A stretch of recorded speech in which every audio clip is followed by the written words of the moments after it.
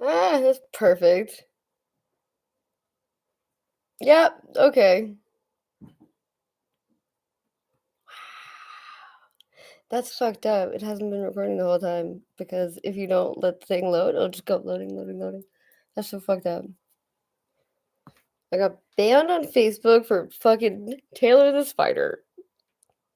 And I can test it, and they're like, no, we still fucking agree that it's fucking violent. Fucking violent. No, no, no, no, no. Not fucking, it's the radio. Not fucking watching your fucking Nazi propaganda shit if I'm listening to fucking radio. Like,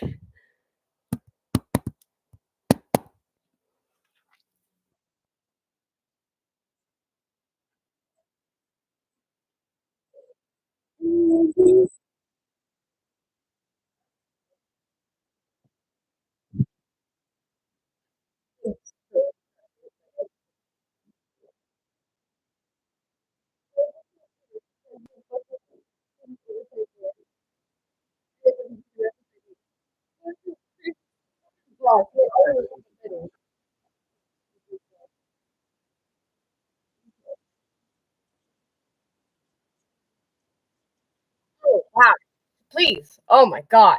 Okay. Oh my god.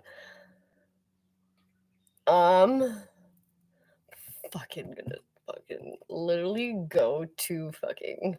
Never mind. It's fine. We're happy. Everything's good. Um.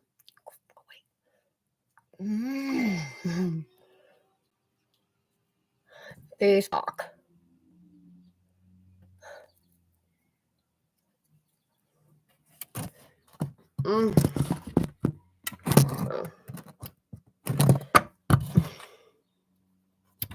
Oh, fucking Victoria, finally. Oh my god, she's gonna send me so many messages. No, thank you. Oh, no. I'll read some later. Oh my god.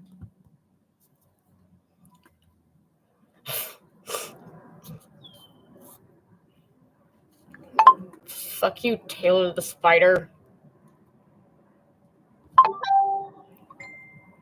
Oh, wow, okay, fuck off.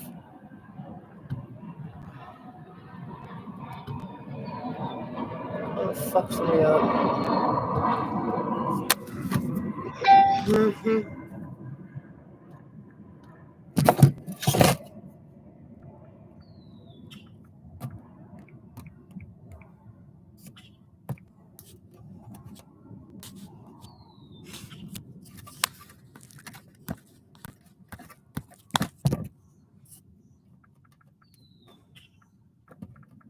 Oh my god.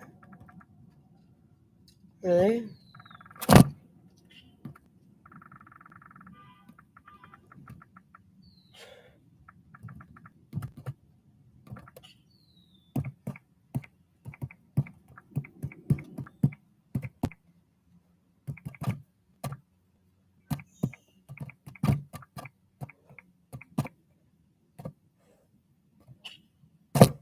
Fucking useless, man.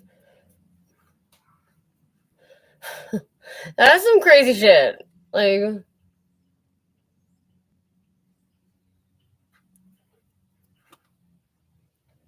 I know why. I was probably getting too many views on fucking on my Facebook videos because they do that sometimes. If my views go too high, they start banning me for, and then they don't tell me why. And I dispute it, and they still don't tell me why. Give me a fucking break. Fucking working 24 hours. Give me a fucking break. Like, really? Oh, now my fucking email won't load. Like,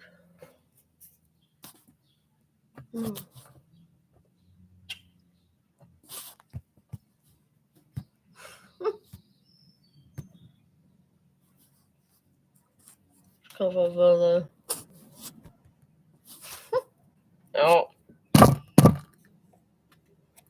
Oh, wow. Like.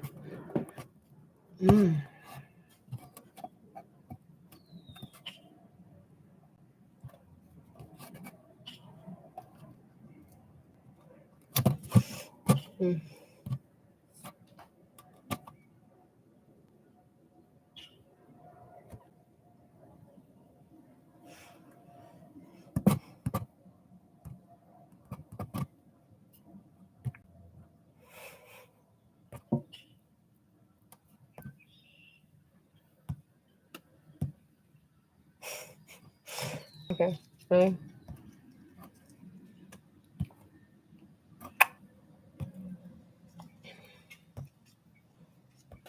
Mm-mm.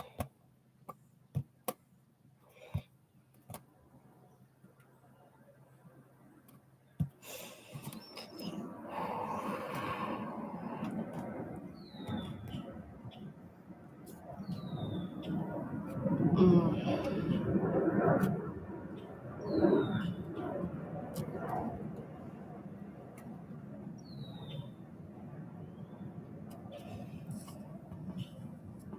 Mm. Okay. Maybe we'll see if that one. Oh, you gotta fucking kidding me, man. Absolutely not.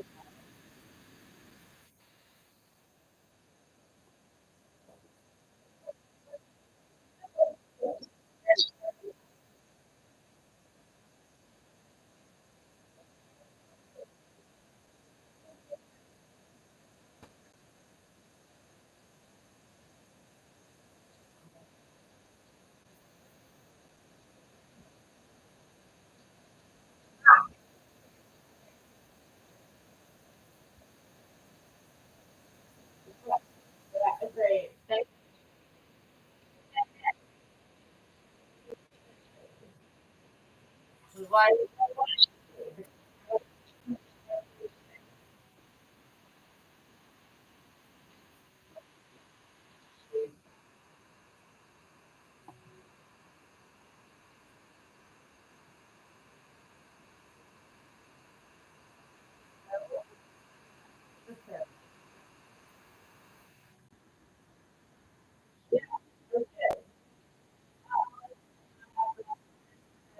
Our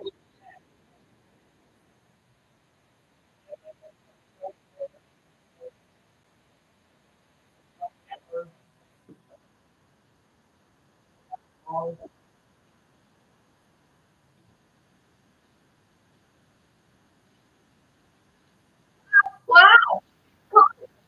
Wow!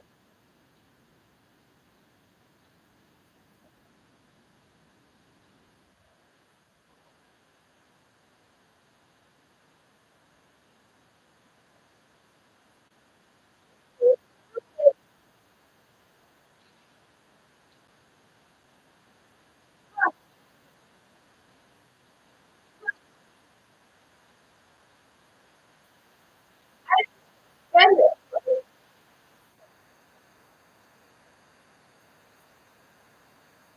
I'm crush on it. It's so great. And you put so far on it.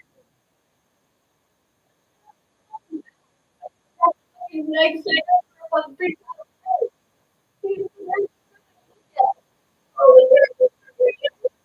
us.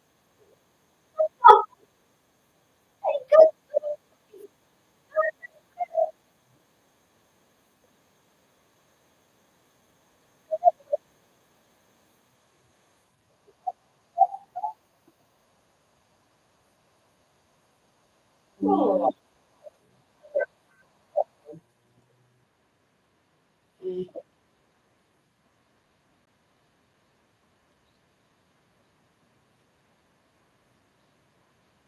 I'll throw it away.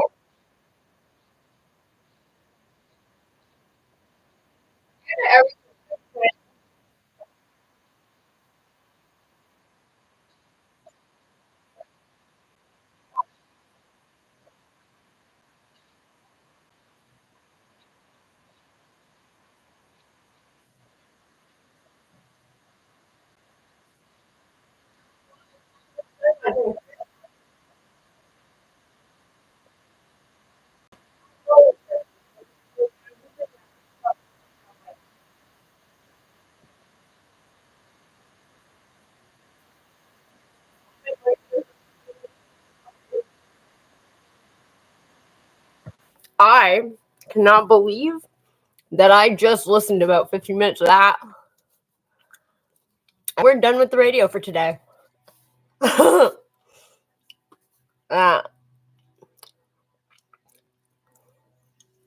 man, I don't know how to feel about that.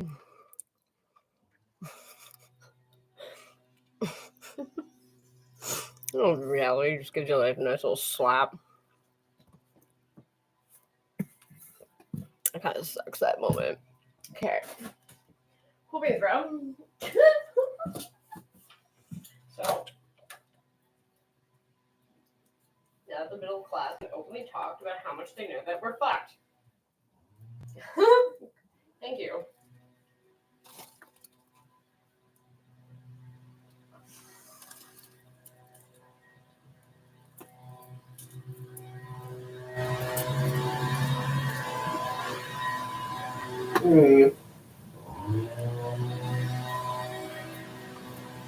Ooh. But yeah.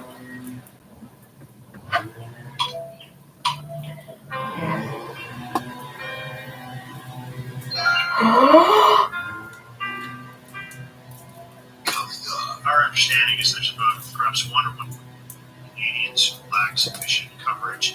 So that could mean that perhaps of the 40 million Canadians, 39 million Canadians that their coverage they currently have could be in jeopardy. Where you talked about the public drug plans will be in 14.8 million. Okay. Where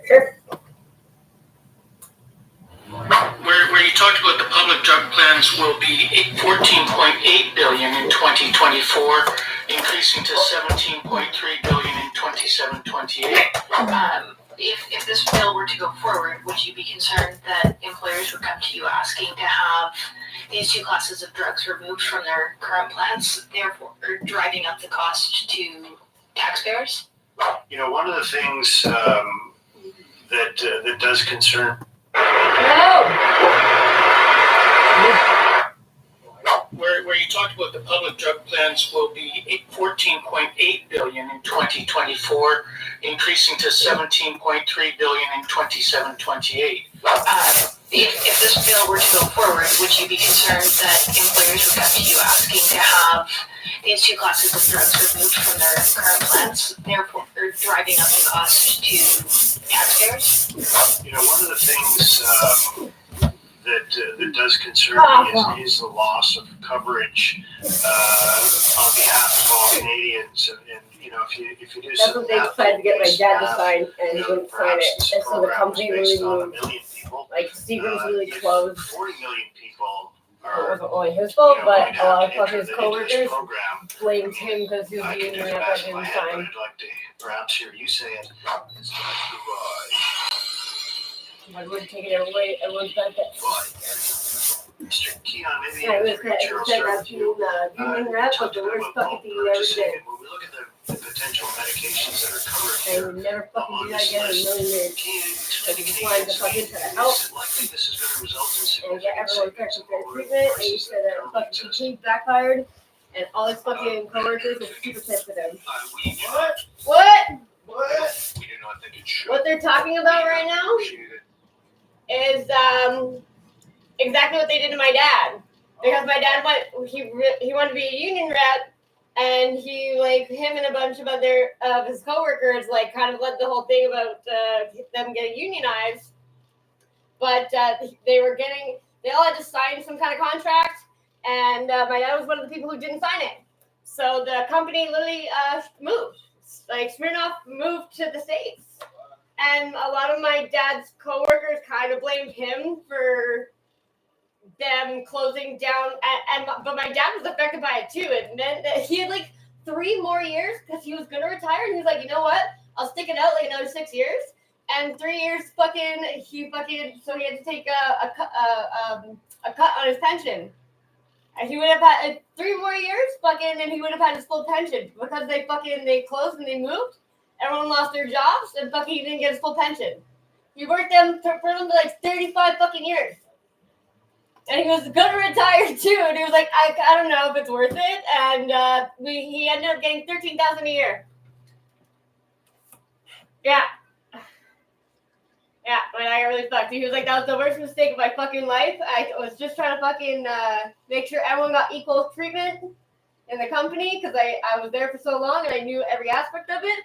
And like a bunch of people were calling the house too, like wondering what happened with their pay. Because a bunch of people didn't get paid. And they're like, "Oh, Glenn, can you let us know what's happening with our final paychecks?" And he was like, "I honestly don't know." Like, and a bunch of people are super mad at him.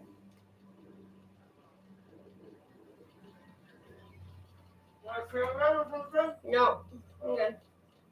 Thank you. Love you. Man. I didn't think the fucking company was fucking do. Very broad agreement with the Pan-Canadian Ooh, Pharmaceutical nice Alliance that covers public drug plans. It's the same price that private insurers pay, and it is a negotiated price from the provinces, the experts from the provinces, that is intended to provide good savings, good prices to Canadians, and a sustainable revenue base for our industry. So, no, we don't think it will provide savings. Thank you very much for that, Mr. Keon. And to you, Mr. Frank, you know, there's this concept of universal single payer plan here in this pharmacare pamphlet. Could you tell us, I mean, the minister and the officials who were here previously couldn't tell us what that meant. They said, well, it's a term that's been used a lot, and everybody knows what it means. You've been at this a while, and obviously, I would would suggest that maybe you could shed some light on this for the benefit of all Canadians and what that means. There's one point to underline today is that this bill is ambiguous. We actually don't know what it means because it is not a defined term. But you know, the building of this bill, when you read it in its entirety, references to the Canada Health Act, references in the preamble to previous studies that have been done, single payer mentioned multiple times, universal.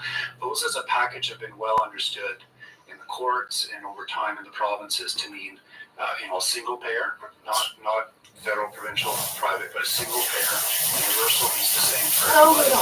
And our concern is that that could be interpreted to also mean the industry is no longer able to provide coverage. So, when you read this legislation, because of that lack of clarity, because those terms aren't defined, we are concerned with the way it's drafted. It needs to be amended at a very minimum to reflect the vision of the minister as what the government's intent is. We would be supportive of that, targeting their efforts on where the need is.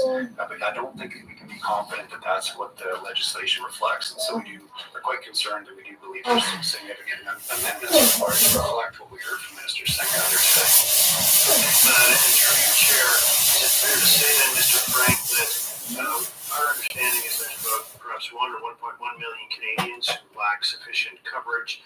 So that could mean that perhaps of the 40 million Canadians, 39 million Canadians that their coverage they currently have could be in jeopardy? Well, I can only speak to what we cover as a private industry. So there are 27 million Canadians with private drug coverage today in Canada. It's a very broad coverage, much broader than even the best public system available across Canada. And they value that coverage greatly. 90% of them value their coverage to a high amount or just a great amount, so they want to protect it, and they are very strongly opposed to having that put at risk. If you ask them what their approach is, Actually, it's like a 30 year old, like, so we listen to our clients every day. We provide excellent coverage for them. There's 27 million of them that are very happy with what they have. We don't want to see that put at risk. People should have access to medications they need. And so let's target where the problem is, and let's not disrupt what's working well for so many. I guarantee you, they will Thank you very much for that. they will Chair, Monsieur Giroux, thank you for being here. Thank you for your analysis. When we begin to look at federal government spending, we know that the spending is ballooning out of control. And that does not mean that pharmacare is not important. That being said, we've heard, of course, now from Mr. Keon, there's not going to be any savings here. So this will continue to be an expense to the federal government, and of course to taxpayers. Perhaps we don't have that much time, but maybe you could outline that expense that is going to be a recurring expense to taxpayers with respect to Bill C-64. Yes, in fact, we estimate the cost to be about $1.9 billion over 5 Wow. years. Which, What? yeah, wow. What? So that means about $400 million ongoing, and What? with the population increase and inflation over time. So $400 million per year. And We're gonna eat in cabbage soup. And sir, finally, through you, Chair, is it not true that this government has added more to the federal government debt than all other governments combined? I think I've heard that said. Is that true in your analysis? I'm happy to look at the precise numbers, but if it's not that, it's not that, or due to the pandemic, of course.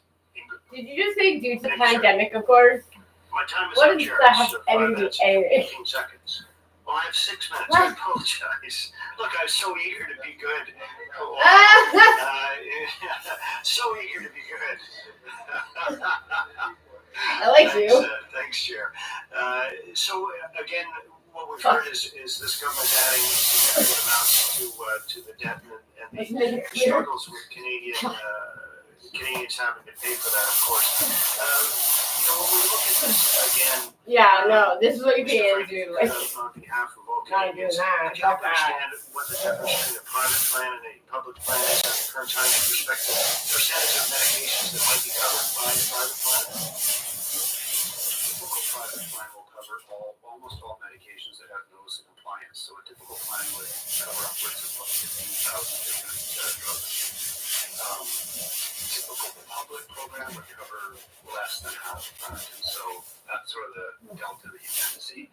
What you tend to see in the diabetic space in particular, what you will see is a private plan will cover many of the more sort of innovative, cutting edge things, so things like weekly injections, fast injection. mealtime injections, insulin specific for diabetic comas, things that Oh, are not part fuck. of the public plan, we do cover privately.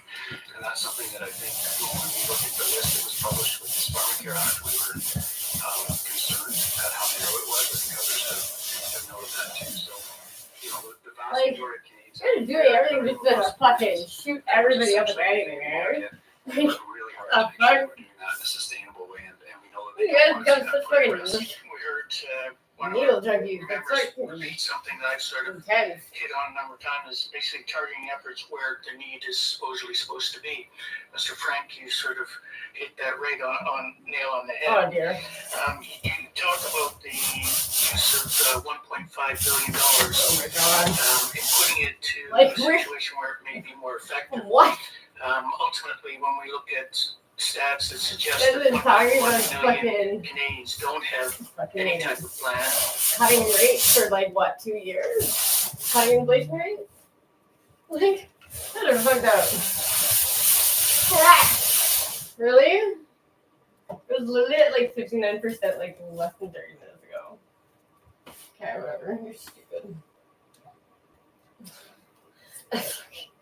Alright. This is why we have like 5 devices going at once at all times. in 2024. Apparently batteries don't work Our anymore. understanding is there's about perhaps 1 or 1.1 million Canadians who lack sufficient coverage. So that could mean that perhaps of the 40 million Canadians, 39 million Canadians that their coverage they currently have will be in jeopardy. Where you talked about the public drug plans will be 14. Discover Oral, a free app for learning French and English with shows from Please go back. Oh, really? Fucking Stephen Gilboa. Yeah, all of you should be fucking put in jail. Stephen Gilboa, Justin Trudeau, Krista Freeland, all of them. Like, it's fucking Benjamin Netanyahu too. Go ahead. Not Trudeau. Hunter Biden, I don't give a fuck. Trump, no. Trump is that.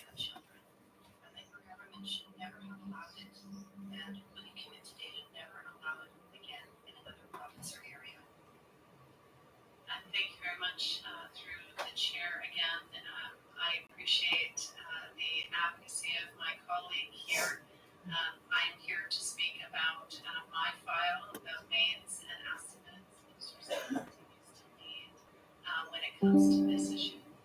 Minister, you are the Minister for Families and Children. So are you saying that you do not speak up for families and children within your caucus, within your cabinet? I'll give you an example here. The RCMP in Campbell River, BC, and in Prince George, BC, seized thousands of prescription drug pills, many of which were diverted from BC government safe supply program. Oh my god. Investigation for within half an hour in Vancouver. Whoa, back up, lady. Are you about to translate a new fucking... Yo, thanks about that fucking really poop out of mouth. That's crazy. Oh, wait. No. I didn't even hear this example. Sounds fucking like super good. Oh my god. Oh, I love when they do this. Okay. Oh, fuck. Okay. Eric.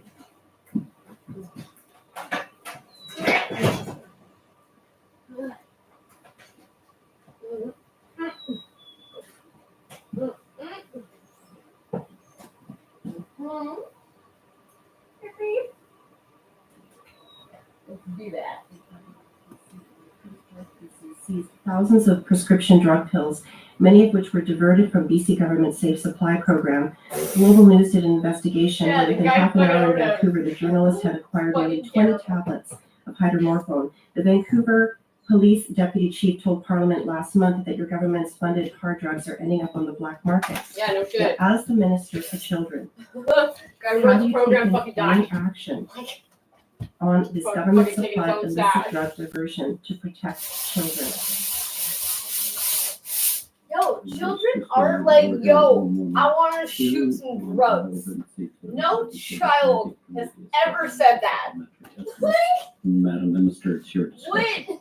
Like, and like you guys are like, I've already answered this their question. lives are gonna be destroyed if they have a marijuana cigarette. Minister, They're gonna get you are the Minister schizophrenic. for Families and Children, Fuck them. and to be pushing this off is unfortunate.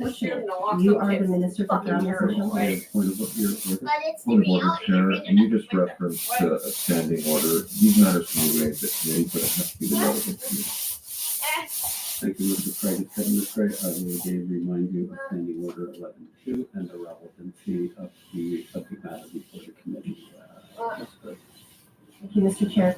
I'll let the minister know, I'm almost out of time here, that I speak to students in my community quite often, with students, and in fact, I've spoken to 6 classes in the last 6 months, and one class project that occurred where the teacher had students write questions about the most important things to the students, to me. And do you know what the top 2 items were? They were the equal amount, as number 1, crime and drugs, and the other was affordability. So after 9 years of your government and you as Families and Children's Minister, this is your legacy, isn't it? And it's only gonna get worse. I'm not sure what the question is, but I will agree when it comes to affordability, and I will point to our Canada Child Benefit, providing families up to $7,000 each and every year per child in supporting them in raising their young families. I would point to a national child care system that. Stop having children! Girls, you think Trudeau has had? I have another video over here showing how many Canada's allowed. And I think shame needs to be brought back into Canada because he has no shame anymore, and I think it just trickles down to everyone underneath him. And that's what's really frustrating about Trudeau. And as far as the election is concerned, obviously there should have been one a year ago. But do you think it will really be in October 2025? Because his team, like, all he has to do is smile and for the camera, go on his vacation. There's going to be a new life coming up, probably, because he has to, because he needs to take attention away from himself. Anyway, let me know in the comments what you think. Let's go back to the video. Is achieving 50% savings in every province and territory and $10 a day in 8. This is thousands of dollars each and every month that families are saving, and that translates to better outcomes for their children, more dollars left at the end of the day, whether that's extra food, whether that's the new pair of shoes we know our kids need every other month. That's affordability. Those are the measures that we're taking. They scream like bad shoes, like their fucking phones are. Thank you, Chair. Thank you to Minister and officials for being here. Minister, you just mentioned the Canada Child Benefit. What are the most recent numbers on the number of kids that have been issued out of poverty as a result of the benefit? Jesus Christ.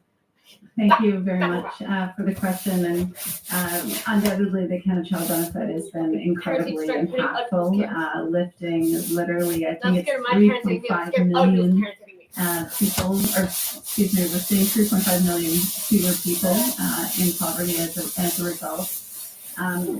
These are dollars that help families each and every month, offsetting which we know are expensive costs raising a family. Most of us around this table have children. We experience that. It's expensive to have a young family. So whether it's through the Canada Child Benefit coming in each and every month, which I will point out as well, is indexed to inflation each July, or whether that's our national child care program, saving thousands of dollars for childcare if you need it, if you participate, whether that's the the Canada Dental Benefit. And now, of course, moving forward with pharmacare. We have a record, our government has a record of ensuring that we are supporting families through all stages of their life. Thank you very much. I want to pivot to child care now. And could you speak to the fact that the child care program that we see unfolding across the country is actually quite nuanced, takes into account the fact that we have different approaches to child care and seek to support those models wherever they exist. There's not-for-profits that benefit, there's for-profit organizations that benefit, and home center models as well. Could you speak to that? Because I think sometimes when people hear about a child care program, they might think it's just one thing, and in fact, our government has realized that it's nuanced on the ground, and we have to recognize those nuances and offer support accordingly. It's like fucking your girlfriend fucking, did you cheat? It's complicated. Oh, wow. Ah! Or like when Robin Hood fucking takes from the vegetable and eventually gets more. Absolutely. Thank you for the question through the chair. You're absolutely right. When we look across the country and how childcare is delivered and the preferences of families across the country, there are differences. And whether you're rural, remote, urban, things are different. And the system that we are working with our partners, the provinces and territories, Indigenous partners to build, offers parents incredible choice. First of all, I would suggest it's not a mandatory system. You have the choice of whether you choose to participate or not. If you do choose to seek childcare through our system, there's still an abundance of choice. You could choose to put your child in a childcare center. You could choose to put your child in a family day home. There are various options when it comes to for-profit or non-for-profit centers for care. You could choose to leave your child with a relative. You could choose to have in-home care as an end. All of these choices that existed prior to 2021 all exist, but now the difference is they're affordable. Parents now have the opportunity. When some, prior to the fee reduction, there were many families who couldn't obtain childcare, who couldn't afford to pay the rates that had existed. So hard not to laugh, too. Arguably they have more choice now because they realize it's within reach and that they're able to afford the options that we put out. I have 1 minute left, Minister, and on the school food program. I have constituents in London that are quite interested in this. Certainly, colleagues around the table will have been asked the same, I'm sure. What can we tell constituents back home on what to expect moving forward? 400,000 kids stand to benefit as a result of what the government announced in Budget 2024. What can we expect, as I say, in the next few weeks, few months, as the school year comes around? When can that support be offered, and what would you tell organizations? For example, we have Growing Chefs in London, a great not-for-profit that is involved already in helping with breakfast programs. How can they be further involved? Thank you for the great question. In the near term, our next step, obviously, we need to get through our budget process here. But having said that, come early summer, we will begin engaging with provinces and territories to negotiate those agreements, those funding agreements. We will be putting forward the National School Food Policy in the next few months as well. The opportunity for organizations such as the one you mentioned in your community is to ensure that the province recognizes the work that they do, ensure that they engage to be able to continue to grow the impact through the funding that we will be able to be flowing through the province. Madame Chapat, for 2 minutes, the prompt second. You have 2 minutes and 30 seconds. Thank you, Chair. Minister, what is Canada's experience in school food? What do you know? What are you currently managing in this area? I think the answer is nothing. Because it's provincial jurisdiction, it's Quebec's. So I'll ask another question. What is your knowledge of this someone's area? tapping on the paper. How many provinces other than Quebec have programs in their that's why provinces you to don't hear the support voiceover school anymore. food? You used to hear the translation, and you used to faintly Thank you for hear the question. the original language You're or the absolutely original right. audio underneath. Current, it is provinces and Now they make sure they territories don't do who that. have ownership and jurisdiction They do it and have completely rolled out so that they some could translate form of differently. school food. every They say, well, province it's and a territory is dialect, and quite they're different. different parts of Quebec have Quebec different, has like, done fairly well. lingo. PEI It's like, has fuck done this. Like, incredible work. it's so that the English people We're fucking, seeing different you can provinces identify and if they're actually territories Francophone. start to step And up how and grow. Francophone are they? There are investments alongside a number of nonprofits and some corporate donations to help fund. So all that to say, our intention is to work with provinces and territories. Now they to literally either increase that mute the impact. audio in the parliament, It is or ultimately, like as they you literally have said, can get up the and walk jurisdiction away. of the province Get to up and roll walk out. out They and don't wanna to hear it. I was oversee like, implementation I of school don't- food within the education system. But you have a They willing fired federal me, government right? who is here ready Kind of to like, support, Your job. ready to That's the put definition of your dollars job. into building out a national system so that families across the country, children across the country can benefit. Yes, another money. Fuck, man. Thank you. Do I have any time left? 30 seconds. 30 seconds. 30 seconds. Okay. Well, I'd simply like to say that obviously everybody agrees with the principle that no child should go to school hungry. I don't know about I that. think that's a very It's clear fucking- fact. That's why we're It's still investing longer. and that we can do better in Quebec, but we're investing significantly. You're saying that you haven't yet worked with Quebec and the provinces, whereas this is an electoral province dating back to 2021. Our wish is that Quebec can enjoy the right to withdraw with full compensation. Thank you. Yeah. What? Oh, you mean you guys want to become your own country? Sure. There's that whole referendum one point thing. I'd like to add to that is Which everybody you was are upset correct, about, this was a and then they commitment brought that up was made again, in and they were like, fuck, now 2021 again. during the campaign. And this is not the start of the work. This work has actually been ongoing over the last few years, and that.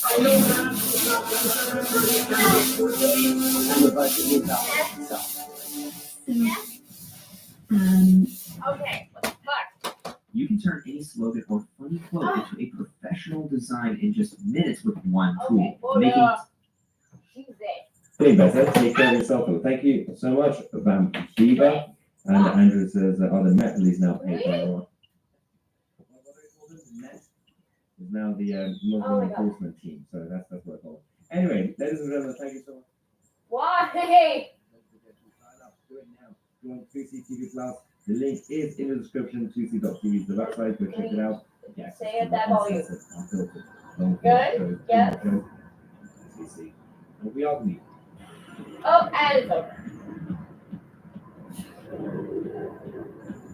Fuck you. Ugh. Okay.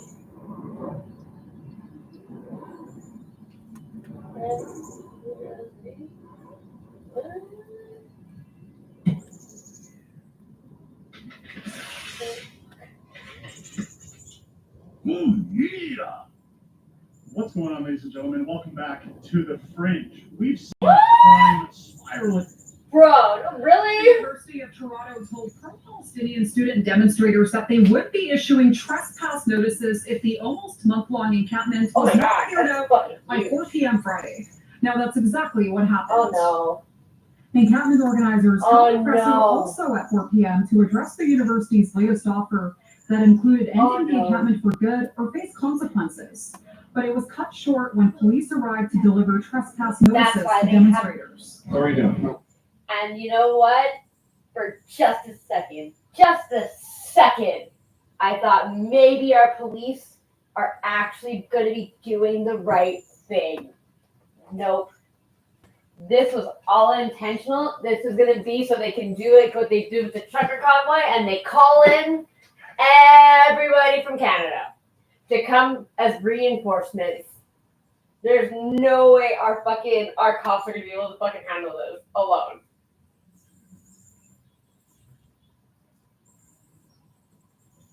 Fuck me, man. I think they're gonna be preparing for Minneapolis. Fucking shit's about to get way worse, honestly. Fuck, eh? That's awful, man. That's fucked up.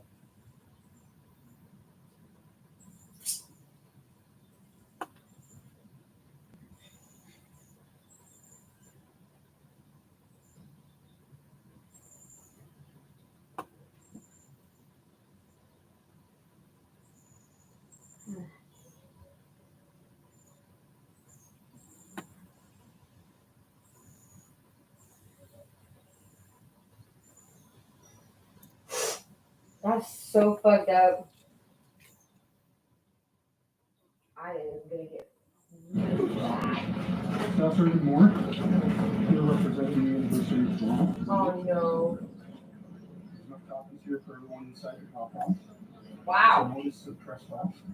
And then make sure you have that. Oh no. Inside the compound. I think it's pretty, appalling that the university is issuing a trespass notice to its students. So The trespass notice is clearly stating that the encampment demonstrators have until 8 a.m. Monday morning to leave. They're before not the gonna school go. pursues consequences under university policies and the law. This is definitely an escalation on their end. Yeah. It does also say that faculty members, librarians, staff may be subject As this is what they've been preparing for the whole time. termination of employment in That's accordance why I with don't relevant need to do university anything. policies, which again we find pretty appalling. Mackey adds demonstrators will continue to occupy King's Holy College Circle fuck. until the university meets That's the a lot of demands people. that include disclosing its financial investments and divesting in Israeli companies amid the ongoing war in the Middle East. Just on Thursday, the U of T administration presented an offer that would include supporting students through the university's process for considering a divestment request, along with creating groups to examine the case for divestment, an option for disclosure, and increased transparency related to the university's investments. The students were not happy with the offer. Oh, no shit. An ultimatum. This document It's is fucking a farce. insulting. This document is nothing but a summary Oh, of they the think it's existing stupid. procedure on divestment and disclosure with a few minor tweaks. Yeah, they're saying, okay, kids, come on, let's wrap it up. Encampment organizers say Time to get back to class. Business is over. That's what they're University's saying. administration at 5 p.m. on Sunday, but regardless, I don't know. trespass notices stand I don't with see U what's of T going calling on the demonstrators to clear out the encampments by the Monday morning deadline. Yeah, and if they King's don't? College Circle, Johnson Graywell City News. And they don't, then what? I'm curious to know what they're gonna do when they don't fucking literally clear shit out. There's no way that that fucking police force can deal with it. They're gonna have to call in reinforcements again.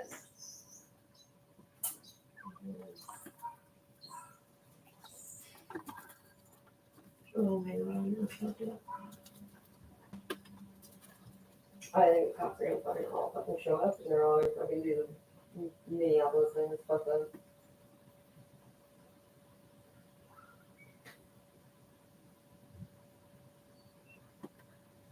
Ew.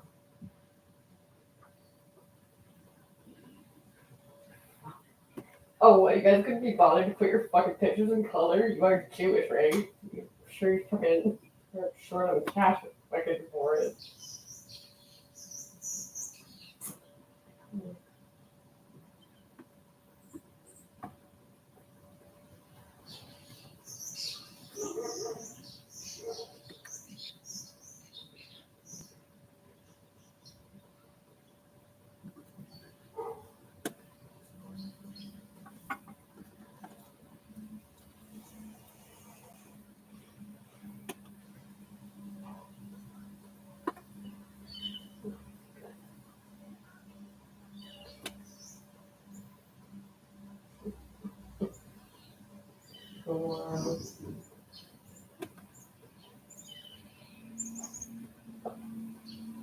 I was recently reminded of a brain teaser that used to boggle my mind. Don't just tease my brain, Captain. We'll really go to town on it. But when I heard it again, the answer was so obvious. It goes like this, or some variation of this. Three traveling salesmen approach a motel at the same time. And one of them they agree to this and go to the office to book their room. The clerk tells them that it will be $30 for the night, so they each pay in $10. The men go to the room, then the manager of the hotel comes out of his office and asks the clerk how much he charges. The clerk says the standard $30, but the manager gets upset and says, no. Right down that I'm telling you about. The rooms are only $25. What? So they are owed $5. Yeah, okay. But on his way to give them the change, he realizes that the math will be hard, and the easiest way to give them the change is he'll just give them each $1 and then he'll pocket the other $2. Mm-hmm. So each man gets $1 back, meaning that they now have each paid $9 for the room. Yeah. So in total, they paid $27 for the room. Plus the $2 in the clerk's pocket, meaning they paid $29 for the room. But if the room was originally $30, then where did that other dollar go? What is I'm happening so here? lost. How are we missing $1? I don't I used know. to lose sleep over this problem. But this time I heard it, I realized right away that this is just a classic misdirect. Classic Okay. Yeah, we You said a know, lot of like numbers. magicians there, use, or how cons like the show. A lot of very small It's numbers. changing your focus from what is actually happening and making you look at the wrong part of the problem. When you're saying it was $27 that the man paid plus the $2 in the first pocket, you are made to believe that this amount is supposed to add up to the original price of the room. Oh, I didn't bother doing that. I Shouldn't, didn't because it has nothing to do with that. Not piece paper. I did that. Rather has to do with the change that they wrote, which is a different amount. So really what they should be saying is that they paid $27, but the total was $25. So they are now to change. That does not matter at that point. And I wondered why, after hearing it again, I got that so quickly this time. When in my youth, I was so confused. Oh, Maybe because it's you I just did figure assume out that the people who solution are giving you that math way, and I just already forgot did that math. Or maybe I got smarter over time, or maybe because of all the Christian arguments I hear all the time, Oh, no, and all the it's just apologetics I have to deal with a lot of people all the are time. fucking cheap I'm as way fuck, more and it's used to they get to take misdirection. a dollar green, they take a dollar green. If they take 10, they take 10. If they can take that dollar, they take it, apparently. Oh, whatever. It'll make you happy. For liking and subscribing and commenting and all the other awesome stuff you do because you're great people and I love you all. I put the links down below for the social media as well as the merch and Patreon and all the other cool stuff. And if you want, you can I don't know. I'm just one man. Quite often when I make a video, I'll get comments saying that, well, that still doesn't disprove the existence of God. It could be a video about why I don't think youth pastors should touch kids, dangers of purity culture, or why missions trips are bad. But someone will pop up and say, yeah, well, that still doesn't disprove God. That's terrible. Anything to do with what we were talking about. But it's like, obviously, because they didn't watch it, and they just see someone who's like fucking not. What would you say? Advocating for Christianity. A lot of people seem to believe Fuck that up. the entire point of this channel is to debunk Christianity, which is No. not now and has never been the point of this channel. It's putting in opposing. Multiple reasons I do Tell that. you. I want to let people know If you're so right, tell that are me. thinking about leaving the faith that they are Why okay, what I just said that right. they aren't bad people for having questions or for no longer believing. I do want to know what harm that churches do and that clergy members do. Partially so I can do my part to help stop further pain in the future, but also to let people who have been hurt by churches know that their feelings are valid and that they aren't the only ones. And yes, I do talk about theology sometimes and why the Bible makes no sense, but that is more about helping people with religious trauma. It Because does when you can think of step it back and look at this metaphorically. theology and look at this religion and see how silly it is after you have been hurt by it, it can help with the healing process. I genuinely It's tried. like when a I kid really, sees a really scary wanted to movie and understand why can't fucking sleep, people so the believe parents this show shit. them how movies work. And all I got was monster fear was just special and, effects or just a puppet as a way to and, help them stop feeling so scared. Yeah, It's exactly. about See? taking away its power. It's about taking away its hold on us. I understand that some Christians do watch the channel, but I'm not making it for them. I'm okay with Christians watching the channel and wrestling with what I'm saying, but it's not the reason I do it. Said that you all I'm afraid of not a fucking debater. everything. I don't care about owning. For some reason, you need fucking something to scare the shit out of you to be like, don't do that to people because you would not like that. I'm not out here trying to disprove And they go, anything. oh, I understand if someone pointed out that my video didn't disprove God. If the name of the video or a stated goal of the video was something that implies that that's what was going to happen. But I think the reason for that comment, why people say that still doesn't disprove God, isn't because they thought that that's what I was trying to do, but because it's a classic misdirection. Or do you use the misdirection? Misdirection?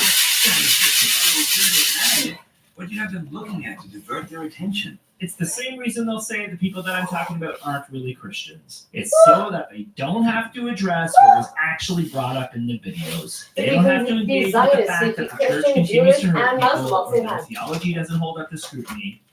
Chill. But all right, let's talk about God's existence.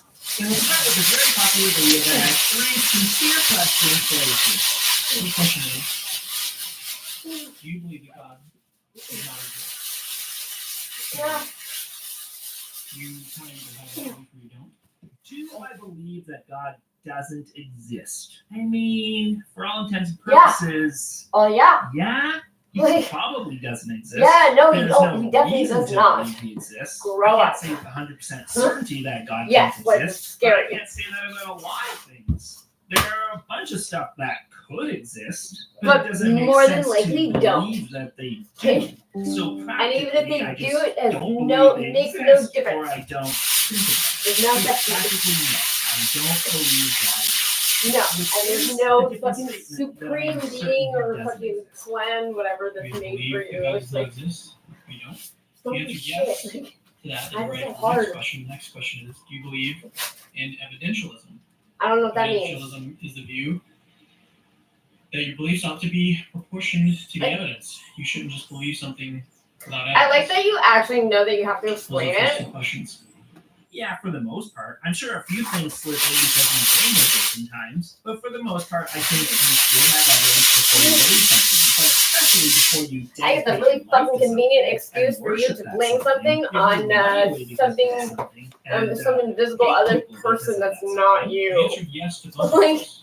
and that's You whose fault have it the belief is. that Like, God does not exist. you're not a You fucking also believe in alcoholic. evidentialism. You're ready for the third question. The third question is, You can't help it. It's out what of is your your control. evidence that justifies your belief that God does not exist? That works great. If you answer in the affirmative that you don't believe in God, that means that You can you turn are the making fucking- a claim. And that means that you It should steps have into to a circle. prove That's what that it is. claim. Fucking You circle, know it the never burden of ends. proof to show that there is no God. But here's Well, the catch. no That shit, affirmative Sherlock. statement isn't about whether or not there is Okay, I thought we were way The past this. I thought we were like, affirmative oh yeah, there's statement that is science believe. stuff. Like, but then That's you guys the were like, mystery oh, here. probability This for all math. Yeah. My belief that there is no God is based on the fact that I don't have a good reason to believe there is. I believe in the sun. I'm a sun don't believe in worshiper. God can be a factual statement regardless of whether or not If I'm there is forced a to have, God. like worship And the something, same apparently goes with I everyone has to have believe in faith God. in That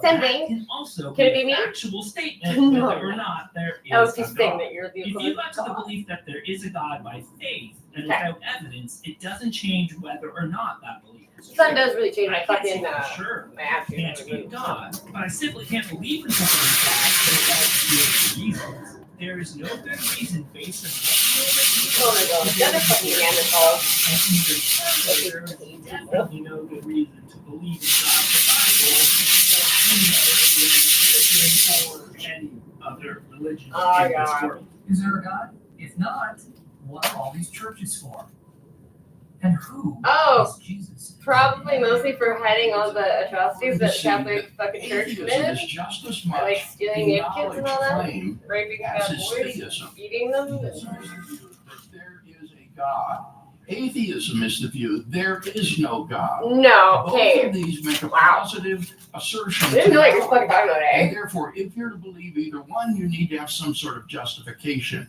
Atheism is not a default position. If there is a default position, it would just be agnosticism. I don't know whether there Then is why a God are you or there's talking? not a God. So the atheist does also have a burden of proof. I don't really care what you call me. I use the word atheist because I'm not convinced that there is a God. And agnostic makes it seem like there is a chance there is a God, like I live in the chances of a million other scenarios. So you can't prove their non-existence. What are we doing here? All At religions best, you'd should have be to be illegal. It's so important to you agnostic or because you're say fucking you dumb. don't know if they exist. I would say in many of these cases, what we do know about spaghetti or animals shows certain beings cannot exist or do not exist, like the flying spaghetti monster. But there's nothing we know about God from which we could make a similar claim. Let's say we are in a dream of a war, or we were created with false memories of our past. So that term just doesn't feel right for me to use. But again, I don't really care if you want to call me agnostic. That doesn't change the reality of whether or not there's a God. There are more compelling arguments in science that exist that suggest that we are in a computer simulation than that a God It's exists. literally But I don't been live so my life fucking believing I'm in a computer game. Now the question is, if it is the case that you can't prove that God does not exist, then you shouldn't be a naturalist. you should be some sort of agnostic or something, but you shouldn't go around saying things like nature is all there is. There is nothing beyond matter and energy. There is no supernatural. There isn't. Because those claims It's in your fucking head. say you can prove. You're a grown adult. You pay bills. You drive a car. Don't give me that. You can't tell me that you believe this fucking nonsense, dude. Like, come on now. That isn't something that you can sustain the burden of proof for. The goal of It's science just like and the goal of so naturalism like, isn't to disprove hypnotized. anything. Like, It simply doesn't drilled accept things as into fact their psyche. without There's evidence. always like There this could what be if. infinite things outside of this universe. What if We I'm just wrong? don't know what's true or Even what's Alice not and true fucking got about like all what fucking religious happens at the outside end. of Like, this universe. And fuck maybe that, there right? are supernatural forces. We just have no reason to believe my that. mom thinks she's a Because wicked everything Christian. that's been claimed to be because of Like, supernatural no. forces has There been she found goes. to have Because natural Christians think that the explanations Wiccans that are shown to be Satan flawed. worshippers. So So it's not that these things can't be, they but there also just fucking isn't hung them good reason and to burned them at believe stake. it. Because they thought they were witches. Negative, unobservable claims. Oh, and threw there them in the are river. no married bachelors. Because if for they example. float, then they're not You a can witch. also say things like Santa Claus. Or if they don't doesn't float, then it's not a exist. witch. If he did, And guess what? the They world didn't would float. be different. For example, parents like me wouldn't have to buy presents because if Santa Claus existed, the presents would appear magically under the tree. Since they don't, we know Santa Claus isn't real.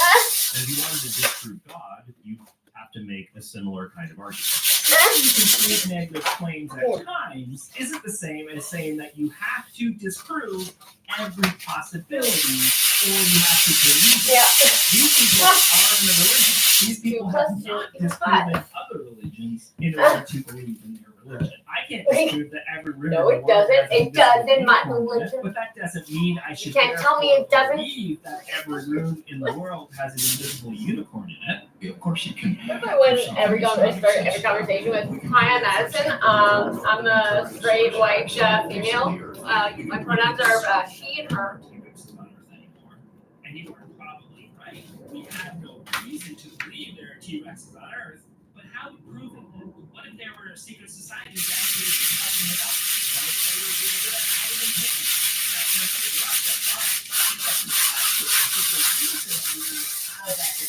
It's because no one has ever seen a T-Rex walking about, not because we checked every possible hideout. And then there's Bertrand Russell's Okay. Yeah. Basically, you can't prove that there isn't a teapot floating somewhere between the Earth and Mars, but that doesn't mean that there is. Russell's floating teacup actually exists is irrelevant to the universe. Like I said, this teacup is not an explanation for anything. So one's worldview of the universe is not devoid of explanation if Russell's teacup does not exist. No, I think you just However, ran out of fucking if God does rebuttals not for. exist, there must be He's another not a explanation fucking moron. for the universe and its particular features. And Go see, take your little book now and I'm stick getting to over the there. heart of the issue. It's right here. In contrast to the Christian who proposes the Christian God as the explanation for the universe and its properties, atheists and Yeah, but skeptics when who challenge someone's trying to Christians are correct you, doing you so freak from the out. You're like, position no, that something no. other than the Christian God is the explanation. And they do that because they attempt to disprove They will Christian really arguments never and accept it, propositions so I don't know why and because they conduct their lives in a manner as if Let the them Christian fucking, God let them does not leave their exist. fear come out. That's their position on this issue. So the idea that atheism it's a passive enterprise. You know, there is no claim. We're not making any positive claims here. That's the thing. This is a position that trades on the proposition that reality is explained by other than, okay, something other than the Christian. Yes, there must be another explanation. But just because we may not know You're what retarded. that other explanation is, doesn't mean that You'll your never explanation is No the matter correct how much you You don't have to rationalize have this a fucking better like, reason in order to dismiss. no matter how many given. facts you If I like don't understand fucking how evaporation throw works, back and I leave that a are cup of water super accurately on relevant, vacation, so and they're come like, back and the water maybe. is gone. If That's I why they say love that the probability. invisible unicorn is drinking my water, Gambling. and someone says that that is not a good explanation, It's they have to understand the I operation to know I'm that right, the and then when they're invisible wrong, they're like, well, I could have been unicorn right. isn't a good I was almost explanation. right. I would have They're to fucking establish retarded. the existence of the invisible unicorns in order for that to be a viable reason. You have to establish that your God is the answer with evidence for your God. It's not just the default answer when we don't have an explanation. That's called an out of the gas, and that doesn't work. You know what I find really funny? How many miracles happen in the Bible and then throughout history, but then once the cameras were invented, they stopped happening. Like last year when we talked about the woman whose toes miraculously grew back. God. Yes. Even though she was in a crowd of people, nobody thought to get their camera and record the thing. Because when anything else big in your life happens, you take. This is great. I love this. Like for example, a couple years ago, Trying to people claiming that their limbs grow back. We went to go past by a car. Very and funny. It was an empty car. Like you guys are like lights on in the car, and the car was not running. But all of a sudden, you guys should be like at a bar. Opened, and my friend hit the door and went flying and got injured. And the first thing my friend did was take a bunch of pictures. Because he knew you need evidence. Yeah. But another thing he did quickly was get representation. And that is something a lot of people recommend. If you ever get seriously hurt or injured, get a lawyer. Who knows? It could be worth millions. And one option is Morgan & Morgan. Morgan & Morgan is America's largest injury law firm with over 1,000 lawyers, 100 offices in all 50 states. They do not settle for lowball offers, and the fee is absolutely free unless you win. And Unless you win. Morgan is the official law firm of the UFC. That's cool. I like that. Is in Morgan & Morgan. I like that. DNA. If you lose, then it's free. But if you win, then they get a cut. I like that. Everything for their clients. It's a great fucking sales. And Morgan & Morgan has given away 2 tickets to the McGregor and Chandler fight in Las Vegas, Nevada. Okay. You can enter for your chance to win at www.morganufc.com. Did you know you can start a claim with America's largest injury law firm with just one click? It's so easy. You can start your claim with Morgan & Morgan by going to forthepeople.com/belief or click the link in the description. Now, atheists lately have been saying, I just lack a belief in God, so I have no burden. Well, this water bottle lacks a belief in God. We don't call it an atheist, right? Then how do you explain holy water? Yeah, but like and so what I say to them this is, cup, I really like this cup right now. I look at people who are interested in these issues as like detectives. But If you're a eventually, detective and you're a Christian and I'm I'm done with this cup. I don't want this cup anymore. And I'm a detective in this scenario. And we come That's what across they a do dead to body. pregnant girls if they And you mistreat say, the baby. you look at the clues and you Say go, that I there's think support the stuff like suspect our X government is does. the murderer. I didn't And I sign up say to to support you, some other bitch baby. Joshua, I lack a belief in suspect X. Who wants to volunteer for that? You're then going to ask But what? as soon as the baby comes out, guess Well, what? Gone. Who do you think the You suspect want is? all things closed up. And if I say, well, I don't have to have a suspect, I just lack a belief your guy is the suspect. Am I a good detective?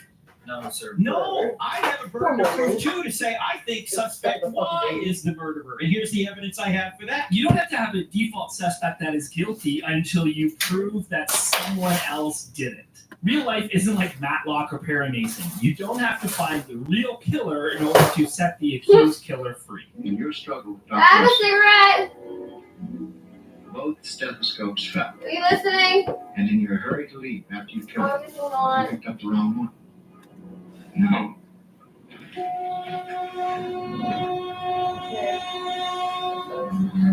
You recognize this fence? This? Now the truth, Mrs. Balfour. Did you not kill your husband? Yeah. Yeah, but he deserved it.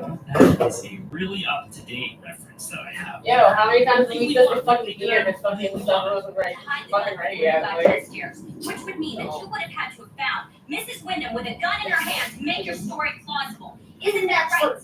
She's my age. Did she tell you that? How would you feel if your father married someone who was your age? You, however, had time to hide the gun, didn't you, Jackie? After you shot your father. I didn't mean to shoot him. I thought it was you walking through the door. fuck yeah, that was a great movie. Anyways, the cop making the claim that this one person did has to show that they did it. The prosecutor, if they charge this person, has to show the jury that they did it. At least that's how it's supposed to be. And it still says guilty. And guilty is spelled wrong. You pick 2 suspects and then vote who's most likely to have done it. That's not You I know the police news a lot work. better. If a cop Yeah. goes to arrest and makes no evidence, and another cop says, "Hey, there's no evidence," the reply shouldn't be, "Well, prove that someone else did it." If there's no evidence, you don't arrest anyone. What's happened here is because Frank Turk has never had an original thought in his life, and has only ever repeated stuff he hears other people say. He got this from William Wallace, who used to be a cop, and he messed up how it's supposed to work.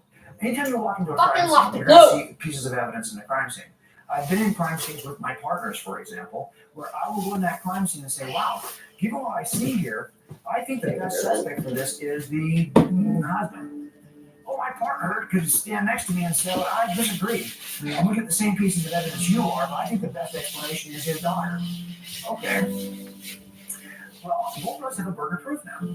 I've got to make a case for why I think the husband did it. And my partner's got to make a case for why he thinks the daughter did it. Something very similar happens when we're trying to describe the universe the way it is. See, J. Warner Wallace is still wrong here, but at least with the way he framed it, he's given an example where two cops both have suspects and both are trying to claim that their suspect did it. And rather than that, to both theists and atheists having the claim, they must argue. Turk hears that and says cops have to charge the first person they think might have done it until you Not prove once someone else ever did has it. he hit on We see me. the same of the universe. We see that it has a beginning, that it appears fine-tuned, that life comes into existence from non-life, that the life that does emerge appears to be designed, that there are conscious beings in the universe who seem to be free agents who can make free decisions. We sense these moral obligations in this universe that appear to be objective. Alrighty, you know what? And we even think there are things that are truly evil. I feel really bad for this guy because it's like his whole channel. It's just like futile. You like come up with like physical proof, physical evidence, being like, look, and they'll be like, but wait, what you don't understand is, like, fuck off, like, you'll never concede because it would mean a lifetime of lies in their life. Their life is like a shallow life. That would be a very hard reality, I'm assuming.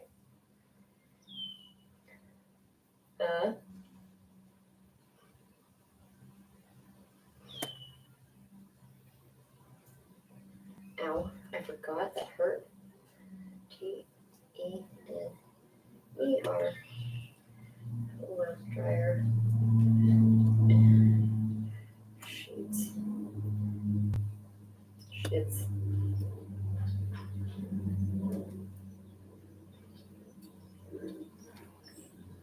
Clothes.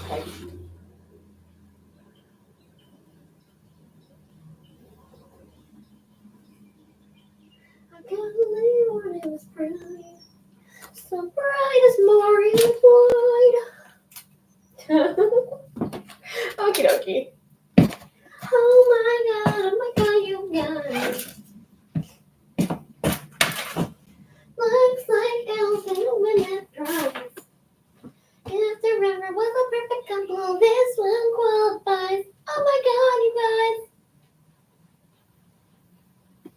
Daughter of the new. Oh, shut up. Soon to be fiance. Now that I'm interested. You're the quickest today. With my pardon. And you got no room. Try not to look your age. It's terrible. But law school is for boring people. And surely you're not one of those. Ow. How about a nice Birkin bag? The East Coast is foreign. There's no film studios. It's cold and dark, no valet parking. All girls have different noses. Christ, but it's like the damn frontier. Tell me what's up there that you can't get right here. Guys, love. I'm doing it for love. The love I have to win. I can live without sun or ballet. I can't just look away. Betrayed from what I've been. Okay, fine, I'll pay your way if you get in. What you want, yes or no? And so what you want is right in front of you, No, really, go.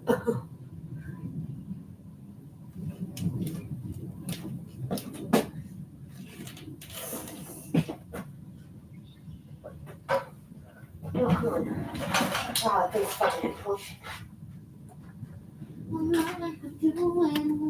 I can live without clothes or no rain. I can't look away. The trail might have been. Okay, fine, I'll pay your way if you get in. Okay. Okay. It's a really good musical, actually. What is it? Oh, fuck. She shows up in a bunny suit. It's actually super funny. Guy just walks over, she's in a bunny suit, she's sitting in a park by herself. What? What's going on? Okay. It's a really good fucking movie. Okay, anyway. I need to fucking roll it. Oh, good. This is a burden.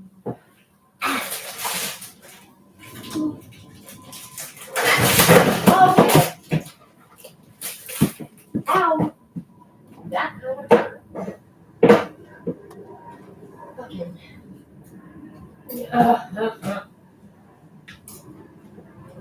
Ow.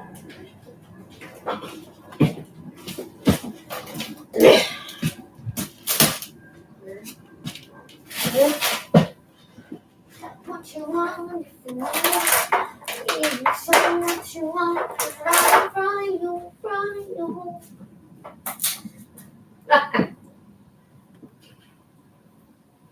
Yeah? Yeah? You're making me crazy! What you want me coming along? Damn good. What you want? What you want? Strong. Be strong. Oh, fucking egg.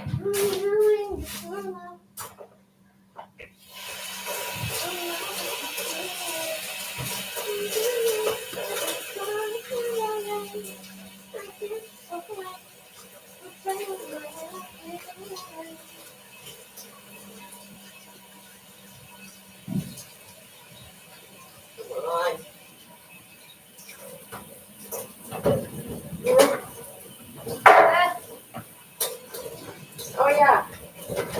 Okay.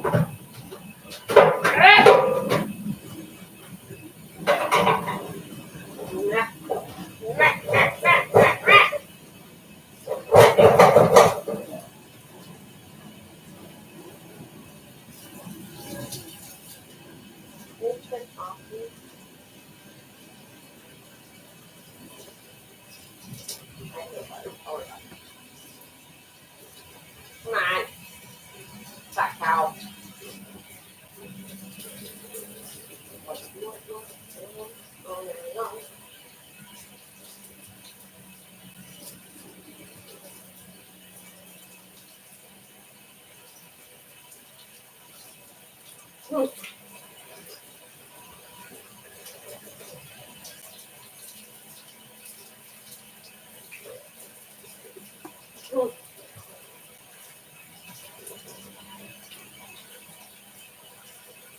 Okay. Wow. I didn't really realize that.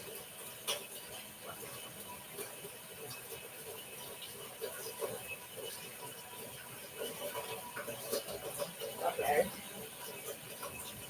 That's fun.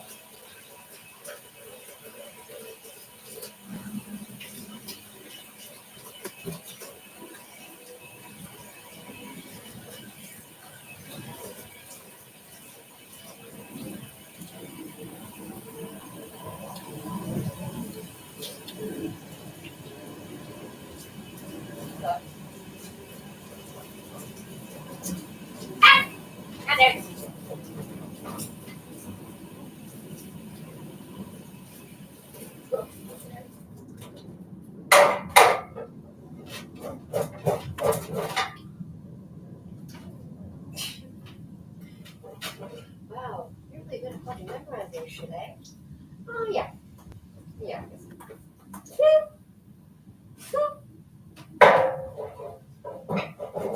Autistic brain for fucking movie scripts and lyrics.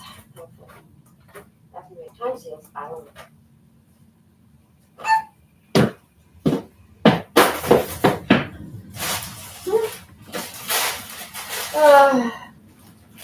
Why drop it? Yeah, the cans. You drown the cans every summer. That was like what did I do this? Wow.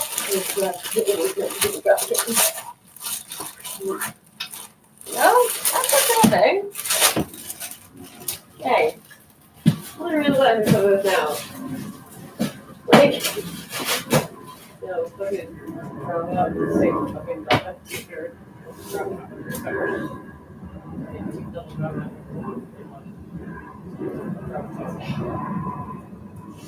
Oh, that's funny. I mean, like, not really, but that's funny, you know.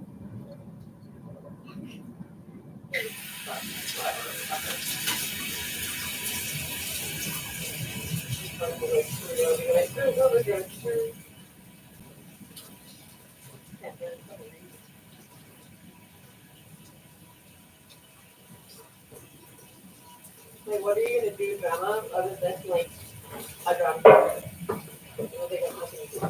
Philosopher. Maybe you should do with philosophy is to teach philosophy.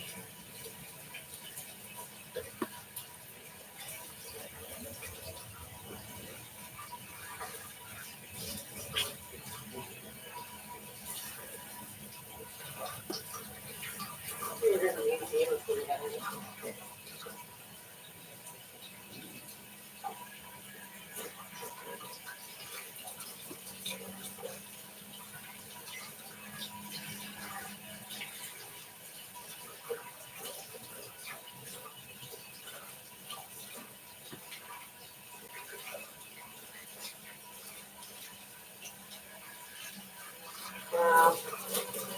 That's funny. I kind of wonder if, like, the Catholic Church understands they fuck Catholic shot themselves in the foot right there. Once you start letting people actually have something choices and decision making on their life.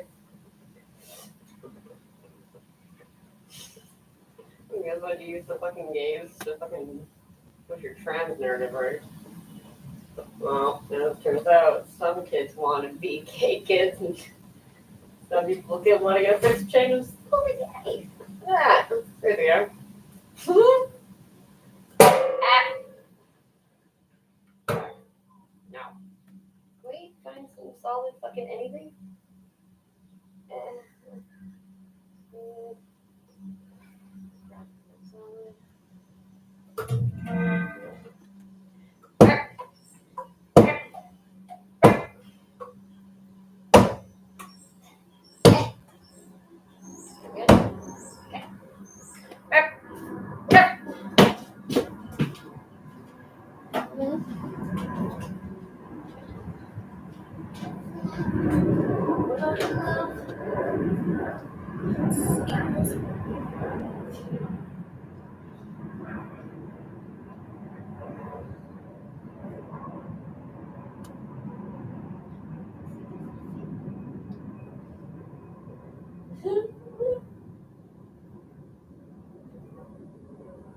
Really?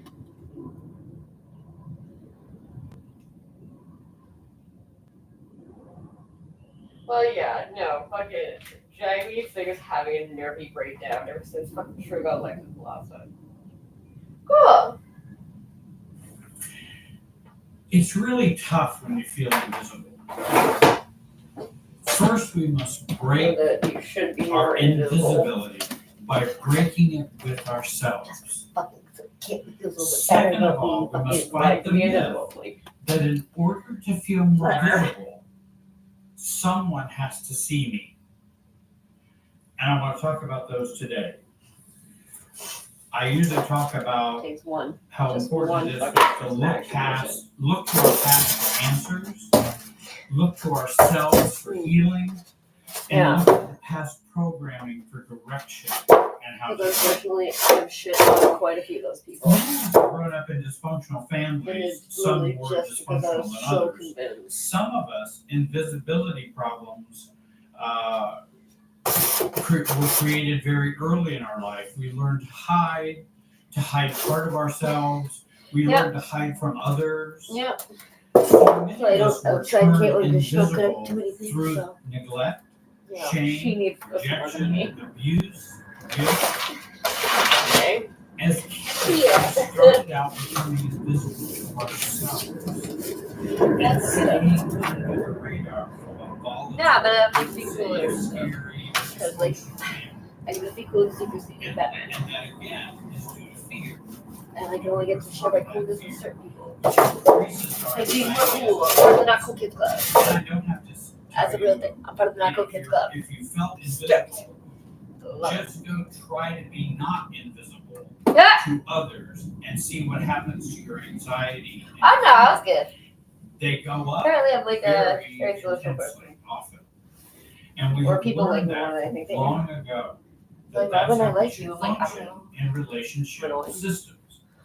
As adults, we continue to stay invisible out of fear to keep others' anxiety and reactivity Apparently, down, that doesn't make me monster. to keep ourselves safe. Or fucking. So we're always, and that's in need that of kind of being medicated. codependent model, where I'm always scanning other people. I'm always watching to see how Okay. they're doing and how they're feeling, Instinct. and I'll manage myself to manage their feelings and reactivity. And that's what basically codependency is. Yeah, but you eventually get to a point With where you're like, invisibility, it's yo, what about become me? even more Like, what about you?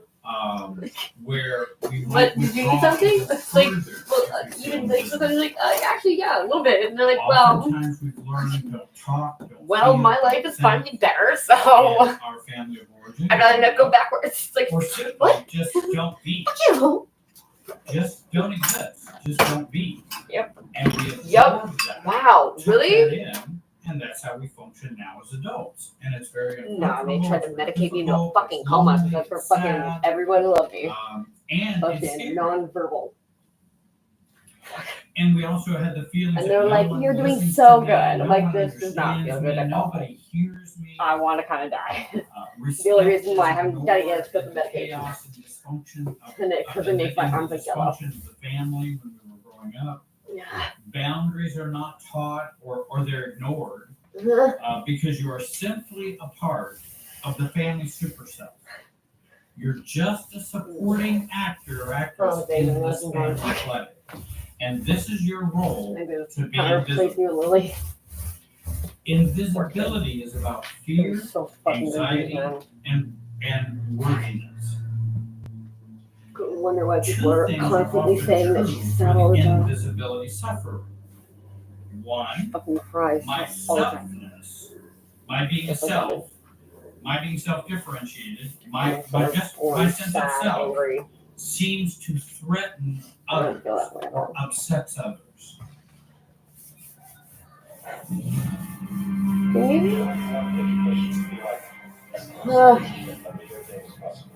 I can't even understand what the fuck is like.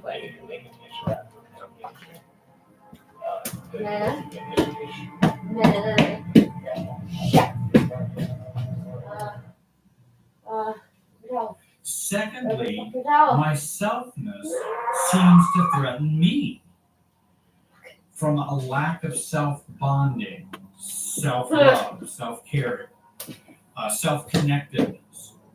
And so selfness not only raises the anxiety and threatens others, it also raises my anxiety and threatens me. Now we have a double bond, a double dilemma. I want to mention I've got a workshop coming up on getting your family of origin out of you. Go to my website and check that out, please. We are good to go. So first, we want to break our invisibility by breaking it with ourselves. That's first. Why do I say that's first? Oh, look, a tissue. When I read the literature, books, articles, and things like that, oftentimes those who talk about invisibility will combine two things together. Okay, set boundaries, love and value yourself. Well, if you're doing that at the same time, that can be problematic.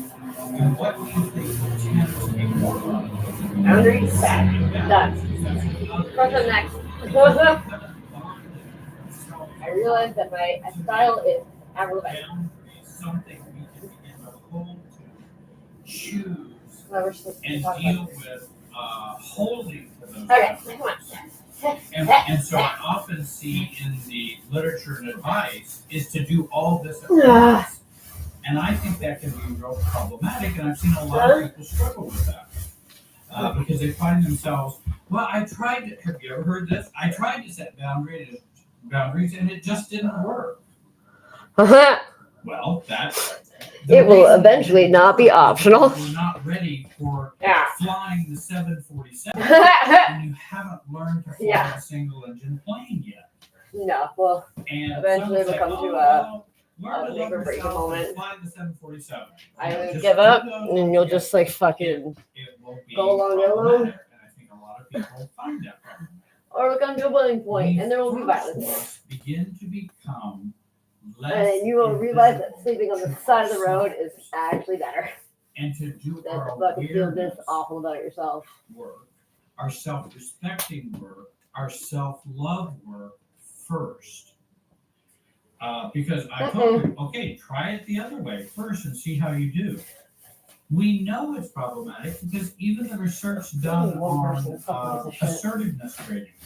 Because maybe if we're invisible, we have trouble with assertiveness. And we probably do have trouble with assertiveness. But what we found in the research is if we train you to be assertive, but we don't do anything about your self-worth, self-respect, self-love, self-bonding, that work, then you will do assertiveness and fall right back down to the rut again. And I can think about me, I can think about other people. Because you need what's underneath it to make assertiveness work, in which you value you care about you feel you have a right. And all my garbage people did though. Boundaries, and that you are confident about your boundary setting, and that you're ready to work on some other things. So we want to do that inner work, the inner child work, the reparenting work, self-differentiation work with ourselves. And I think the self-differentiation work is that awareness and defining. I love my garbage people. And then as you grow in that, you can begin to regulate yourself better and do the self-regulation. All right. If you try to regulate first without awareness or definition, I swear paint dries faster. You're just going to fly the 747 into the mountain or into the ground. And then you're going to go, well, that doesn't work, and nothing works. Well, that doesn't work. You become hopeless. And I've seen a lot of people become hopeless. Oh, man. I'm not sure they understood the process as well, and I'm not sure people have been teaching the process as well. So go slow. Utilize a coach, a therapist, or a trusted guide who is experienced. And that will someone help who's not trying to have sex with you, preferably. Les hommes disent que quand ils utilisent Just for Men pour couvrir le gris, il y a un super avant et après. Et puis, il y a après l'après. Ce sentiment d'être à son meilleur. Voilà pourquoi plus d'hommes choisissent Just for Men. One understands that, like, you can love somebody and not want to have sex with them. So, that is not as easy as you think. Even if they say, they're like, no, it's cool. Like, I totally get it. No, we're friends. Sometimes they, Second of all, we must ran a fucking line in your face. to feel You're like, good. wow, I feel like you should have known that. I Someone should have has seen to that see coming, you. right? You know that's a myth. The feeling of Come invisibility on. and the feeling of being visible is something that's inside us. Obviously, when you're in the room, you're seen. You know.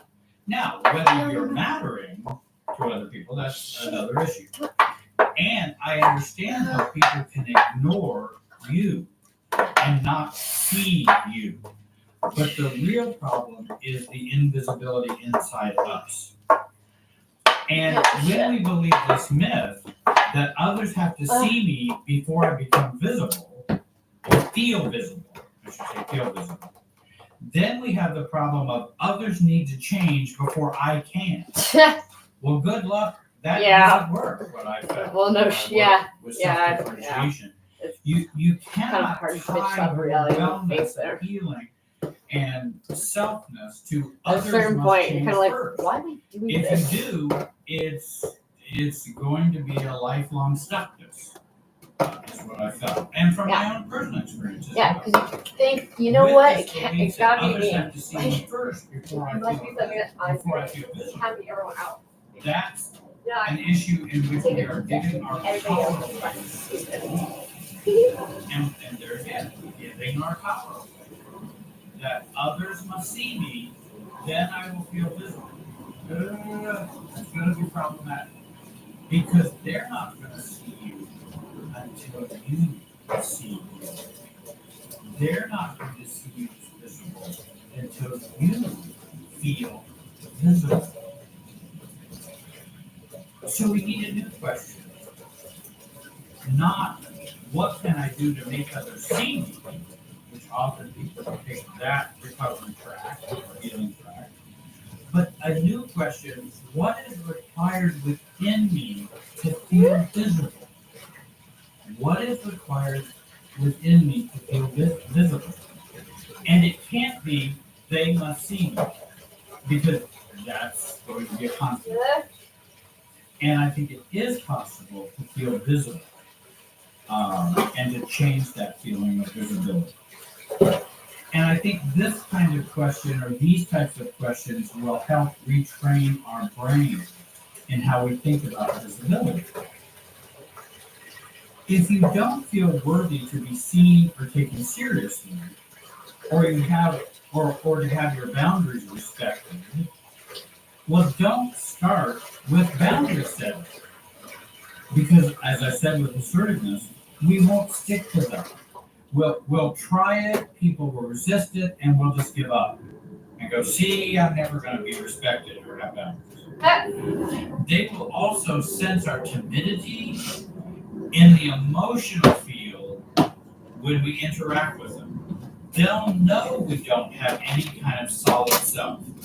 They'll know we don't really care about ourselves. We're just doing it in a bravado way. And they'll know that, and then they won't take your boundaries seriously. They really won't. And that's the distinction for boundaries to work or not work, or to assert boundaries, is for us to have a more solid self. Because like that's what they will hear, actually medicinal fucking. So that's why I like edible. That's why I like beginning with us and the self. Or and I like, especially leaving legal. It's just like, I don't know. I was like, I thought everyone was kind of over this now, but it just seems to have made it significantly worse. Like, which is pseudo strength or false. If I walked around the joint before, people would be like, I think I'm just sitting around here. I'm like, and then falling back to 1 again. And now it's like fucking literally like it smells from a block away. Like, I'm going to be ultra fucking drugs. I'm like, yeah, Jesus Christ. Cops are called for fucking consecutive days in a row in my own fucking home. Neighborhood I grew up in for 30 years. Whatever. And I told them and I told him that the cops be like, this is not gonna stop. I'm trying to help you out. Like, reactive self. Like, I was like, yo, what? That's not very sustainable. Fuck it, like I'm out. Fuck this, like. Resistance. Remember, making real changes in a relationship system requires courage, self, consistency, and patience. Like, I don't know. And those I've like literally signed up for so many fucking things that like I was gonna do, and like fucking ended up doing like online courses. I think it's also or like doing my own research, kind of like visible to others.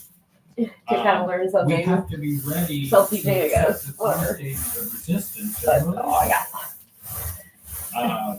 For them to accept a new me, but I like first. Stage 1. Why are you doing this?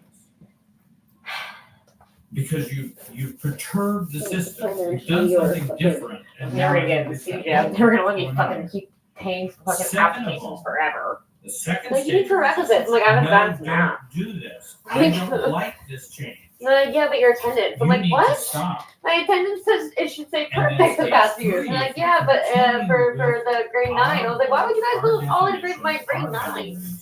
Like, I thought you guys only do grade 10, 11. Like, yeah, but your grade 10, 11 marks were so good. If we can go Then we went back to grade 9, and everything's not out of me. And before that, everything. I kind of fucked myself now. I failed. Or like I started off in principal's honor roll, but then everything's like fucking really low numbers. Like putting your name basically on my website. There should be a link below as well.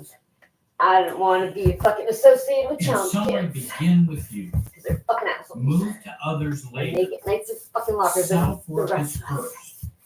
first. Feeling awareness. Also, they get to do Resolving robotics, so your I just issues sneak into the and robotics class because I was like, I didn't know that then move that to the fucking boundary word in work challenge and couldn't be making robotics. That's fucking self-changes bullshit. within the relationship. Like, I want to do robotics, why can't I do I robotics wanna but thank like you not for being watching challenged? today. Like, Have a great day. because they schedule And so be many wise. it's like, fuck, yeah, okay, whatever. You know, the fucking smart kids fucking get extra benefits, like extra classes, that's bullshit.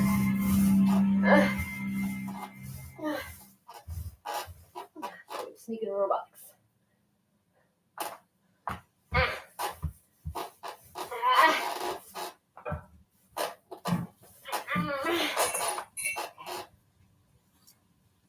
What is happening?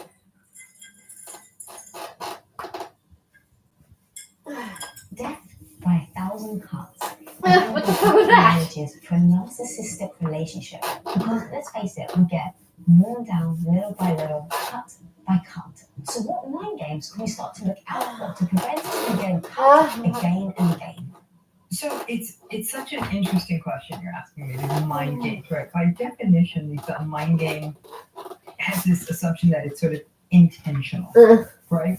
And so I'm going to mess with you. I'm going to get you. And so I think it's unintentional. Is the way they go through just with everybody. It's not even like they're trying to get just you. Oh, fucking want to fucking be enough conversation. Why is it that you can't fucking right? So speak up? Like, the intentionality there isn't as much as you would think. Nobody's like, I can gaslight her. So she doesn't question where I was last night. I can gaslight her so I can destabilize her. It's not. oh, actually, Cameron would do that. Actually, he was like, oh yeah, that looks to me. I'll remember that. Like what? Yeah, no, I'll remember that for next time. I was like, do in a what? relationship, Like right? keep it in your fucking back pocket, like ammunition. Like fuck that. Like just fun. And minimizing things and manipulating and gaslighting and behaving in an entitled way, genuinely believing they're more special, or at least their behavior. 90% of the population right now. More special than anyone else. They're rageful. Even fucking I was like that. I thought my brain was broken. Like they future. And I'm just gonna need medication. People are just gonna need to like help me like for the rest of my life because I'm like demand it's anything of different. them. They breadcrumb. They give you less and less and less stuff over time. There's a lot of betrayal in these relationships. And when you have betrayal that goes alongside gaslighting, before long, you start feeling responsible for their betrayals. Like, well, maybe I wasn't paying enough attention to them, and maybe I wasn't this, and maybe I wasn't Maybe I that. was being enough good enough girlfriend, waking up in the morning, making sure that everything was ready. Sometimes halfway decent dates. God, That's like where the fucking confusion is. A love like lot of narcissistic relationships and start you from feel something fucking exciting. get up and make his own fucking shit. Like my fucking boyfriend does. The Like, idealization or the if I don't wake up, he makes his own coffee, it's with the his own charm, joints, makes his own lunch. It's not a good one, Are but these things being used tactically? I'm not fucking he'll convinced be of like, that, if and you I want think to take a that's why bus, I'm like, are you relationships are so serious? tricky. Like, That you know, make you take a fucking bus. Come on, They like, use the fun any way they want. And they're not even, and the thing is, all of these so processes, I'm more than they're happy not to do conscious it of. for my significant other because I know he's very much This is where the mind game thing becomes very doesn't shit interesting. on me if I don't They do it. do know what they're doing is often wrong. And here's how it comes out. Yeah, as it turns out, because there was no hesitation. I don't know if they don't know, then could we really be angry No, at them? he was like, yeah, I can see how you could see this is abuse. I was like, oh, okay. I was like, there's a little bit of pushback there, like, oh, you're saying I beat you, like I'm a woman beater, like none of that. He was just like straight up. Yeah, I can see how you can consider verbal and mental abuse at this point. I was like, so you know you're doing it while you're doing it, like, and they might whatever. Like, call you it's fine. and I'm a say, fucking one. hey, I'm you're in the car. You're in but what's going on? I'm the garbage one, but I'm okay with that. And they think, yeah, I'm not safe. I'm driving. I'm way more happy being a garbage person. Then look away. Because there's no audience. And no one's gonna yell at me. That is not. Actually, people are pretty stoked when I bring home cool stuff. Want to look bad in front of other people. Oh, fuck off. And if they think you're not going to leave them, which if you're in a long-term committed relationship, that's less likely. Like, why do you use their parents so much? And they think you're kind of a short, and so they can push that envelope or they get bored. People get bored. They're not actually thinking, but it is kind of a mind game in the sense that the world might think they're cool. Yeah. People are close to whether it's their employees. When I thought I was cool, I their was family cool. or their partner. Think they're When everyone else seemed to think I was cool, I thought I was the fucking most. It's not cool. So. That, but nobody believes them. Because Particle, like, but no, every time we interact with this person, they're great. We have They know jackets. how to play to people, like to an audience, or to a group of people they don't see as often. That can feel like a mind game for sure. I think what's hard about these relationships is you get two sets of rules. The narcissistic person is motivated by very different things than the other person in the relationship. So the other person in the relationship may be motivated by attachment, love, connection, closeness, all the things that make a person want to I want to spend time with them, all of that. The narcissistic person is motivated by power, control, and dominance. Those are very different motivations, right? So by definition, these are asymmetric relationships. The narcissistic person has to be in a power position, and the other person has to be diminished. And let's say you have two people that are kind of equally matched. They're in a comparable job, they make the same amount of money, whatever. They may come in with that equivalence. So if you can't break down a person literally by having, I don't know, more money or power in society or something, they'll break them down and destabilize them psychologically, and then you'll have the power. You own the reality. It's your narrative. But they can't be there for it, so that sucks. That's variable, in terms of how much insight they have. I don't know. I guess that I was a little bit surprised though. Public mask and private mask. I thought they'd be fucking. I thought they'd be excited. I guess not excited even, but like I'm supportive. Like they'd be like, yeah, okay, I can see why. Like that's what you're going for. Like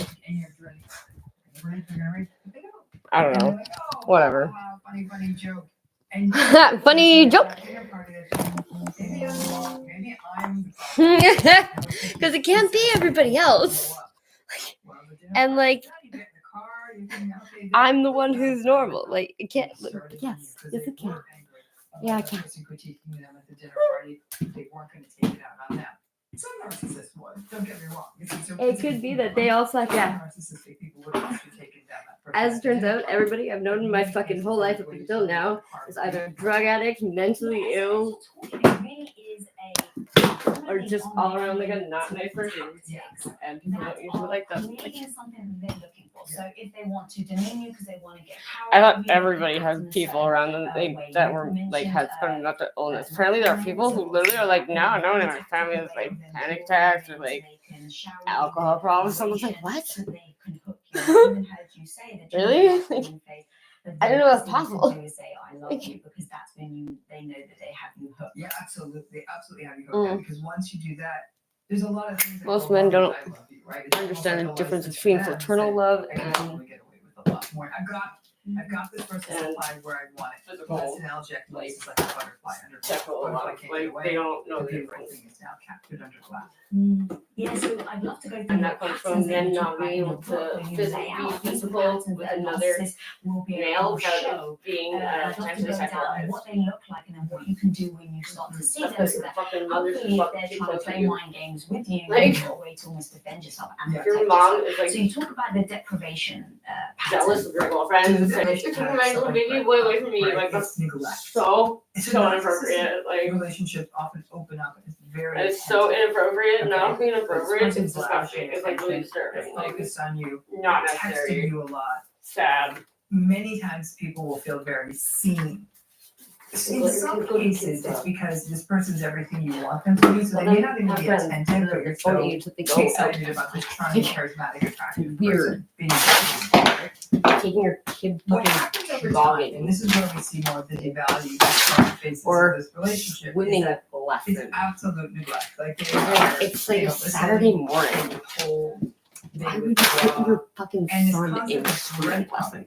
Is this idea Like, get it to like a beach or something, or no, it's not. learns to get by on less and less. So, example I can give is that a person is in a relationship with somebody.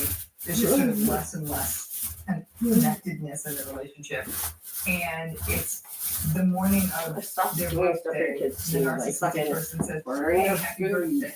Washing his clothes, Neil.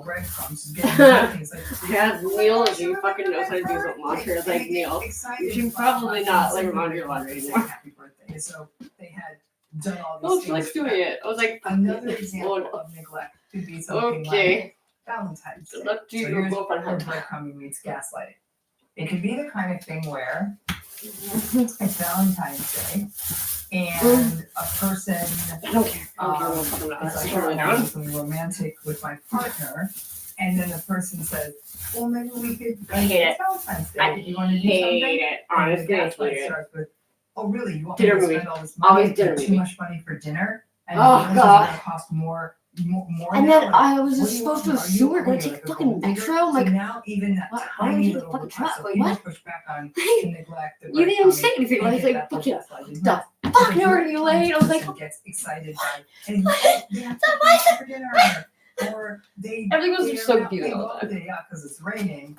But they're like, look, they're actually interested in me, and it's a way the breadcrumbing is actually for the We literally romanticization never of take it bonding in under years that we justified fucking are living relationship. it. We never took public It transit. really works. They said happy birthday to me. Well, we're not gonna But fucking the go down little to the truck. things, Like, these tiny crumbs that a person's using to kind of almost what are make you the talking about? justification Like, to we stay. don't take public Because there's transit so ever. little to work We're gonna open But I fast. want to go back to something you said before. It's like, how do we push back on it?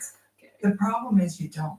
Okay. That's the struggle of these relationships. Yeah, but I There's no can't way to not. defend yourself. I'm Because no sorry, matter what people you just- say, I they're don't know, going people to just talk to me gaslight how you. the fuck They're they not feel like listening, I and they will deserve to shut a fucking person misery. down. Like, sorry, So that's it is not gonna fly. really, and this is where the death by I'll thousand shit on me cuts, for all of especially this. It's fine. when the deprivation patterns comes up, because you've gotten over months, usually years, you've gotten used to getting so little from the relationship that it's almost like a person who's living under conditions of poverty and not having enough resources. And you get used to pretty making proud of all that the at this ingredients point. stretch and making the groceries stretch to the end of the month, so making the money last. Oh to yeah, the end you of the get month. 3 bells of Even lettuce if from you're the not food spending bank. on fees, Outside bowl, you just cut whatever off the it other is, side. you get used to But that's living before you under fucking those paid for conditions, food right? from the But food it bank. takes a toll Because on that kind of That's what we defeats the know purpose when of the people food have to bank. stretch like that. It takes a toll on people. So what is damn, more amazing to me, Lisa, is lady, you're can they so push fucking back overweight. I now? can't Okay, imagine you your have to shoulder. recognize Fucking shit. this is not normal. It's But a just lot of upon people, normal it's so though. happening so And say that for a gradually, while. they don't always recognize it. This is one of those times though where when you start looking at the lives of others. Nothing is So for normal example, right if now. they Come look on at now. someone's life on social media. Normal.